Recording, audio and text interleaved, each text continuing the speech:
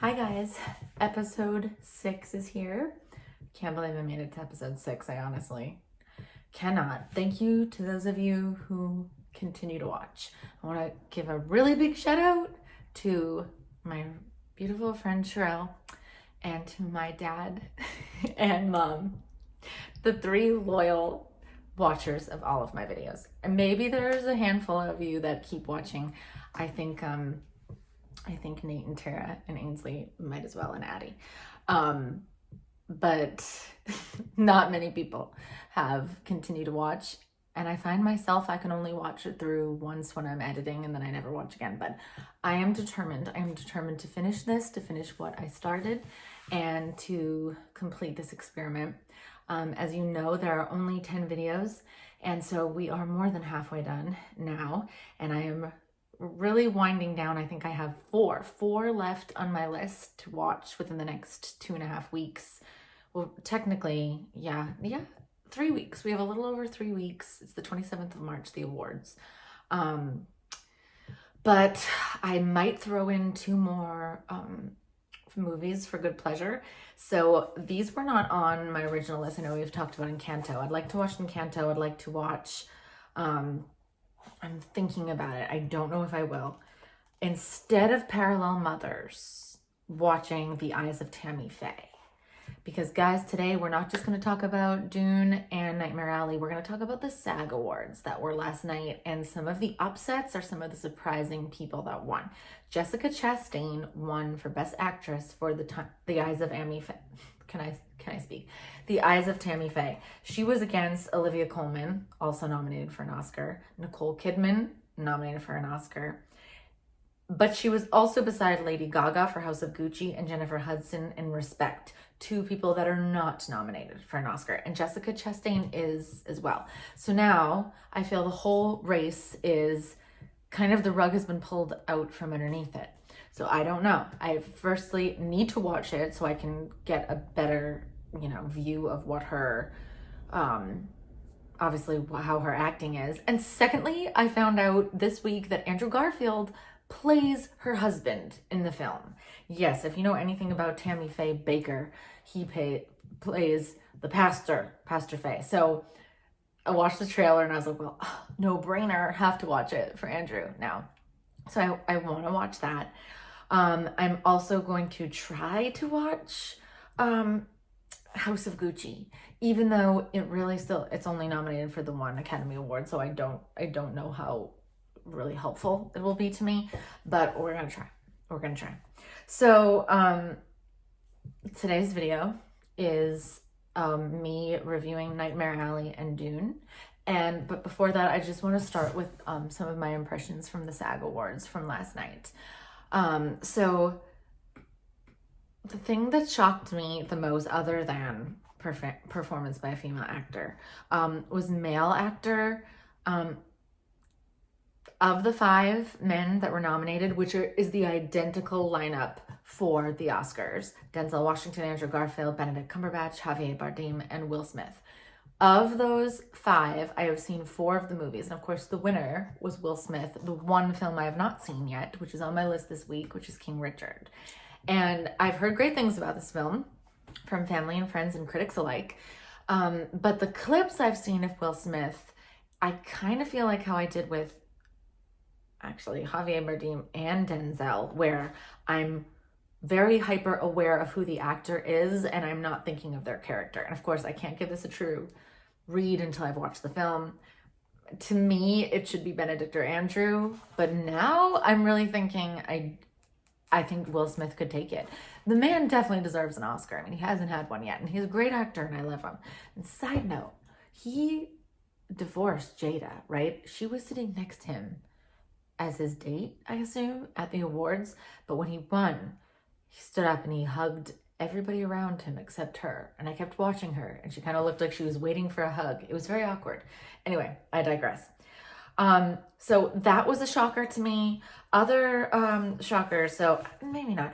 Ariana Debose for West Side Story, she won Best Supporting Actress. She was against many people who are nominated for this award in the Oscars, aside from Ruth Negga in Passing, which I really want to see. So I'm happy that the SAG Awards are nominating people other than the Oscars. And just, if you didn't know, SAG stands for Screen Actors Guild Awards. And this is a very high honor for many artists. And it's a high honor because your peers actually vote for this. I don't think your peers are the ones who nominate. I should look into that more. But your peers are definitely the one that vote for, you know, winners. So they mean a lot coming from an actor. A couple other things before I get into my review. Awesome.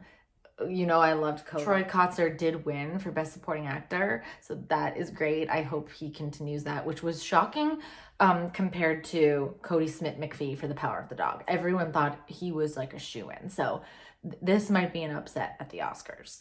And Best Ensemble Cast, CODA also won for Best Cast Ensemble, which I thought was great as well. Anyway, let's talk more about that later. Let's get into our reviews. So I'm going to start with Nightmare Alley. Nightmare Alley I watched about 2 weeks ago with my dad. We stayed up pretty late watching it.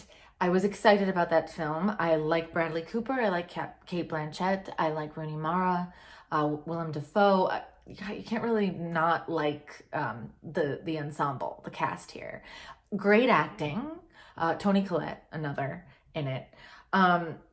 Got a lot of, I should mention it was also a film in 1947. So this is technically a remake. I don't want to say technically because it wasn't like trying to knock that off exactly.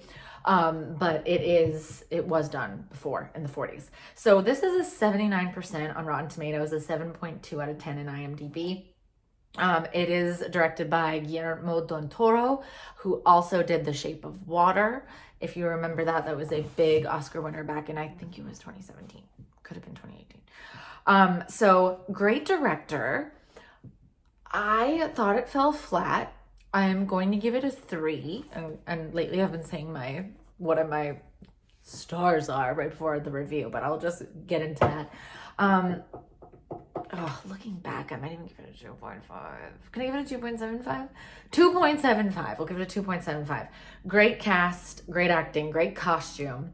I think it's important to note like what they are nominated for. So they're nominated for Best Picture, Cinematography, Production Design, and Costume Design. I think production and costume, really good chance there. I do not think this should win Best Picture. I would absolutely be floored if it won. And to me, I can think of at least 3 other films that deserve the cinematography nod there. So, and I just thought Shape of Water was 2018. So, the story about a con man joins a carnival. He's a carny. You know, your classic, like the group of carnies that, how do they get into it? Why are they there? He falls in love with one of the women at the carnival, Rooney Mara, and learns from one of the couples in the carnival basically how to be a con man, how to like guess people. They kind of fortune tellers in a way, but in a way that's more like guessing on the spot. So people are like, oh, you heard from my brother, oh, he's speaking to me from the dead, and they kind of like read cues. And the way they do it is you always need an assistant. So Bradley Cooper, when he gets married, I don't think he actually gets married, when he runs off with Rooney Mara, like they have a secret language code that they feed each other answers, whether it's like about a personal item that the character has, a pocket watch, say, for example. A lot of it's educated guessing plus those clues. And people, I mean, it gets very messy. He's good at it, but people want him to fix all of their problems, absolve their sins, etc. And he takes it on for money. And I think with him, it's a little bit of not fame per se, but just like power and knowing that he's good at it. And Cate Blanchett's character is actually someone who really is his match. Like she figures out what he's doing quite quickly and kind of cons him herself. So the end was probably my favorite part, and not just because it was over, but because it was a really nice twist of events where I won't spoil it, but it kind of comes full circle back to the beginning of the film, where the first person in the carnival that Bradley sees, he really connects with him even more at the end of this film. So he does not die, spoiler alert, but you almost quite think to yourself, would it have been better if he had died? Man, guys, I don't have much to say about this one, which is not, I know that sounds awful. I'm shocked, honestly. I'm shocked that it was nominated for Best Picture. I'm shocked that Bradley Cooper's name was attached to it. Any of those characters were attached to it. The only thing I can think of is that the director had higher hopes, and then when it all came together, it just fell a little flat. I didn't think about it. That's my thing. If I think about the film after, did I like it? Did not really dwell on it much. Would not watch it again, really, unless forced. And it made me feel something, but I don't know what that feeling was, and I don't really, I'm kind of shocked. I'm dumbfounded that it was Best Picture nominee. And that's like saying something, because I remember when the trailer came out back at Christmas, I like wanted to see it in the theater really badly. I'm like, ooh, 40s noir, like, ooh, love the costumes. And then it just kind of was all over the place. So I'm not going to give it too much more time. I want to switch gears and talk about Dune, which came out in October of this past year. And shout out to Tagi and I's friends, Phil and Sherelle, for having us over their home for a movie night to watch this, and they had already seen it. I heard great things from my brother-in-law, Nate Reimer, and my niece, Ainsley, who also loved it, big sci-fi buffs. But I love Star Wars. I'm really a fan of sci-fi and like epic storytelling and trilogies or whatever, more like 8 films, whatever. But I was wary of this one, and I don't know if it was because I had just recently watched Nightmare Alley and Don't Look Up, where you have this all-star cast, and I'm thinking something about an all-star cast kind of backfires when you have all this talent together and it doesn't go anywhere. It didn't feel that way here. Very subtle. Timothée Chalamet, Zendaya, Momoa, Rebecca Ferguson, Oscar Isaac, Stellan Skarsgård. Like, there's a lot of people in this film. And my friends and I were chatting about how the acting isn't like forefront here. It's more the editing and the sound and the visuals that you're connected to almost separately. It's like, that's an actor. And the actual people playing the parts are obviously there, and they're embodying these characters, and they're great at what they do, but your focus isn't on them acting. Your focus is on the story and the bigger picture here. And it was a long film. But it really didn't feel that long, which was excellent. It was like 2.5 hours, 2 hours and 40 minutes. Directed by Denis Villeneuve, which I've never heard of before. This was also a film back in the 80s, 1984. It was a film. And I'm getting a lot of this info from Sherelle and Phil, so props to you guys. How the first film, when it came out, tried to condense the book. So it's a book series. Try to condense the books into like one film, which there's so much to squeeze into one film. It feels very forced. So Dune, I mean, from the get-go, first slide we see on the screen, it's like part 1. So you know that there's a part 2 coming, that this is going to be an extensive journey that we're taking with these characters. And a lot of it, I mean, it keeps you engaged, because if you haven't read the books, you're trying to figure out the world. You're trying to figure out where each character fits, who are the bad guys, who are the ones you should be rooting for.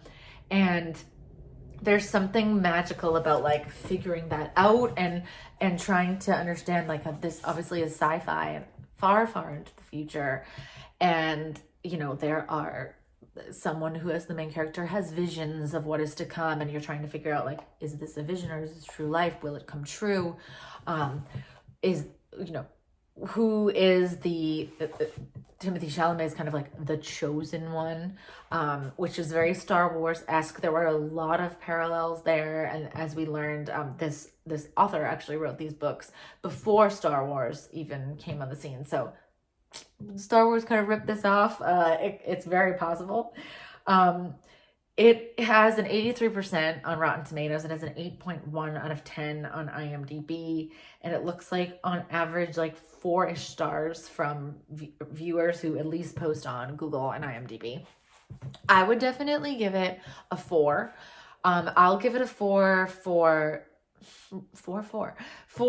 in totality, just like great movie making.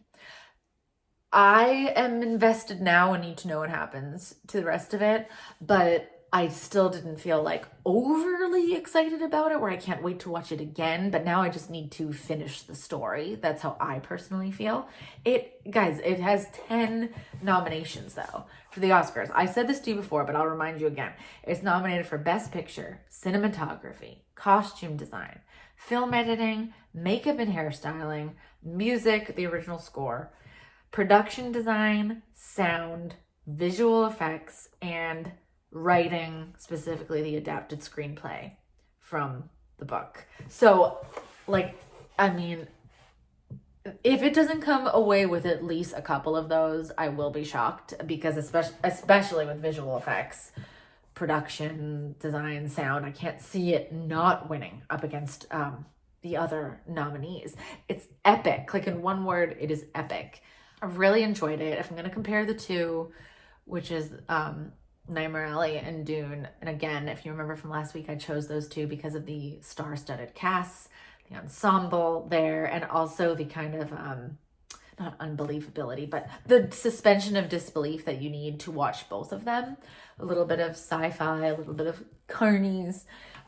So I think that the long and short of it, Dune appropriately nominated, Nightmare Alley not so much. Next week will be episode 7. Can't believe it. I'm going to watch King Richard. Okay, so that'll be the first one. And I'm also going to watch Drive My Car. Super excited for that one, and it lands on HBO on Wednesday, so I'll finally be able to watch it. Comparing those two, it was hard to find parallels, but I think it's because they're both very celebrated. All of the films that I've watched thus far, maybe aside from Power of the Dog, even that, I feel like critics have been, there's always some differences, but critics have been just like a little bit all over the map.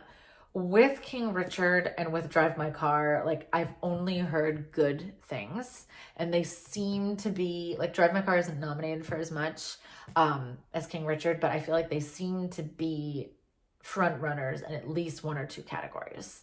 And that's all I can think of for parallels. I'm running out of time. I mean, after this, my last one more video after that will be comparing 2 films or talking about 2 films, and my last video will just be talking about one and then predictions for the awards. So we're getting to it, guys. We're getting to it. Wish me luck to watch Encanto and Tammy Faye if I have time. But I hope you enjoyed this, and subscribe, like, comment if you like what you see. Bye.